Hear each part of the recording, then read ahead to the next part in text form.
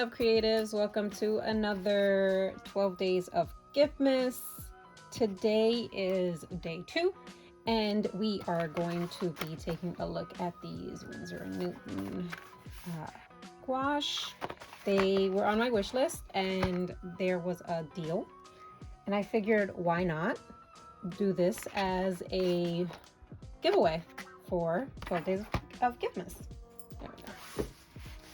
Okay, so here I have some watercolor sketchbooks that are made by Paul Rubens, and I bought these with points. I was curious about them, and I had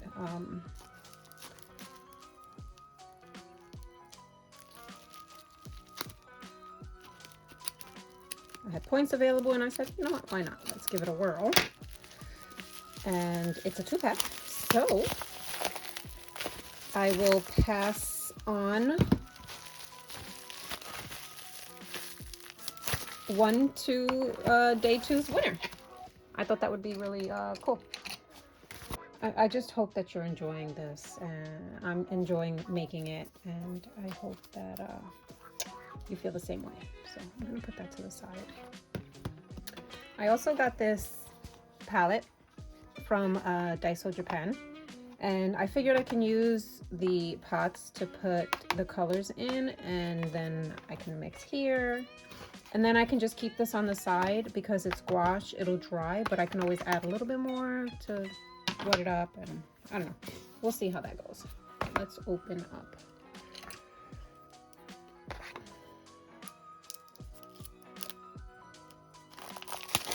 So this sketchbook is a watercolor, it's labeled as a watercolor journal, and it is 300 GSM, 140 pounds, and 20 sheets. It's like a faux leather cover, and oh yes, it's like a rough press. It says cold press, but it's definitely textured. I'm gonna want to play with that. Absolutely lovely. And it has a little pocket to put your, I don't know, stickers or whatever.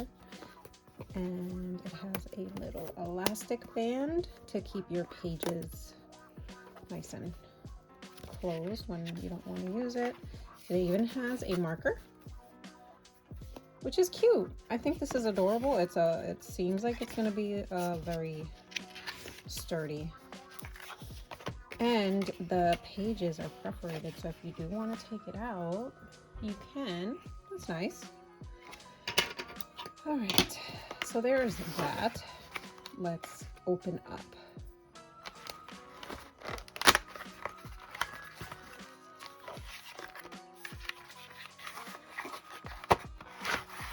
The gouache. Now this is Winsor & Newton. This is, it just says gouache. I have their designer gouache, and this one seems like it's probably like a downgrade from it, but you know what? I don't know. I'm curious to see how good they are or not. You know what I mean? So we'll see. The tubes are 12 ml each, which is a nice, I think it's a nice amount. So we have a titanium white,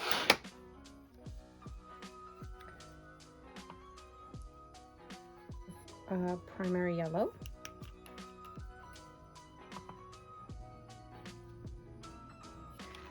and then, so this is more like a cool yellow. This one is a warm yellow, and this one is medium yellow. So we have, oh, I did not expect it to be that color. You know what I mean?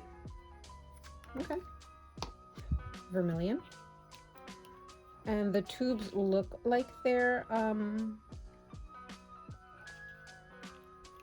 like aluminum, like, you know what I mean? Like, but they're not. It's definitely plastic. And this is primary red. And then we have ultramarine. I think I'm going to put these down here. This one is primary blue, medium green, burnt sienna, and oh no, I dropped the black and it definitely made a mess. So let me clean that up really quick. Don't want the puppies eating it. I got some water. This is gonna be my dirty water. So I'll be cleaning my paintbrush in this one and then using the other one for clean water.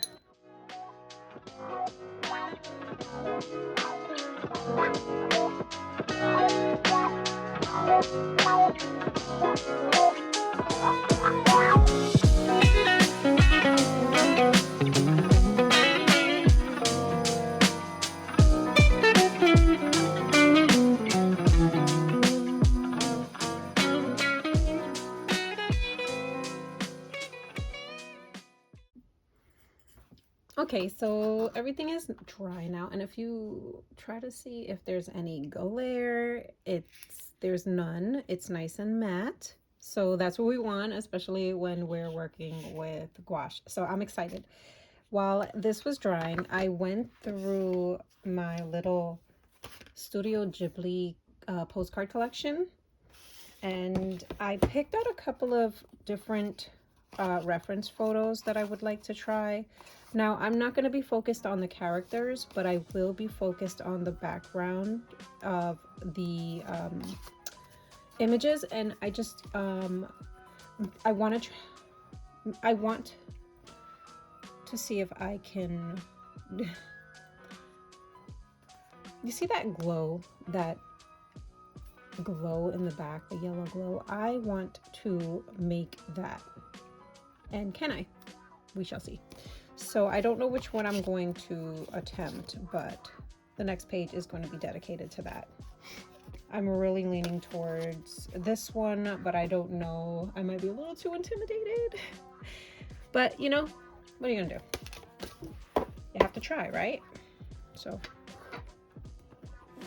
And yeah, definitely trying is a very correct word to use, because I definitely was challenged as far as breakdown is concerned. This is all fairly new to me, as far as like painting is not new, but wanting to be a little bit more purposeful with my strokes and what I'm doing, and using reference photos and all of that is definitely new, but it gives me a better understanding of where I can go with my paintings and different techniques that I can learn to use, and it's important. My reason for not doing things like this as much as your next artist is, to be honest with you, I always feared that I would be so intimidated that I'd give up and stop. And I really do enjoy making art, so I didn't want to do something forcefully. I didn't want to force myself into this. I just want to do these kinds of studies when I feel like I have that strength to do it, because it definitely is tolling on your psyche, I guess, if that makes sense. Just knowing that you have this wonderful, beautiful piece of art in front of you, and now you're going to try to replicate it or make it your own is intimidating, especially when I definitely do like the Studio Ghibli art. Like, I really do. I love it very much.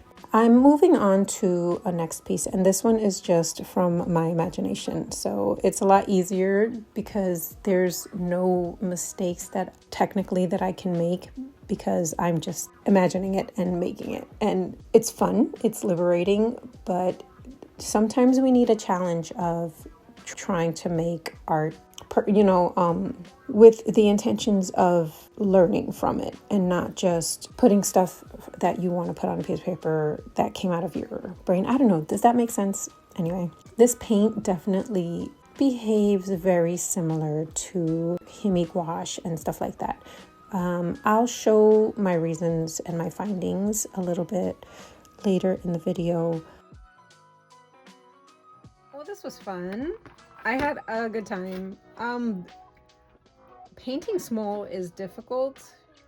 I imagine that if it was larger, it would be a whole other can of worms of why it was difficult. But right now, just trying to get the leaves to be just individual leaves, I kind of just like gave up on that and just let it just give you the idea of leaves are there. You know what I mean?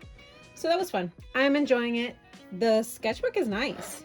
I like it. I think it's pretty cool.